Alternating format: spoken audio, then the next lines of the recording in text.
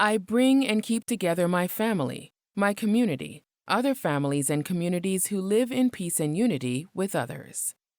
I am unity. You are Christian, Muslim, Hindu, Jewish, or of some other religious or spiritual belief system.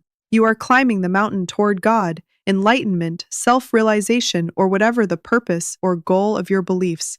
The Christian goes up his path, the Muslim goes up her path, the Hindu, the Taoist, the Yoruba, a Khan.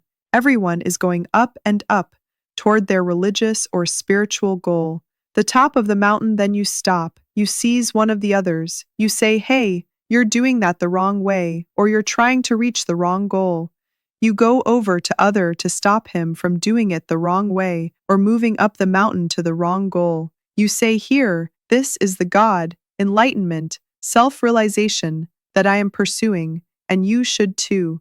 You do not realize that in moving to stop the other, you stopped moving up the mountain toward your goal.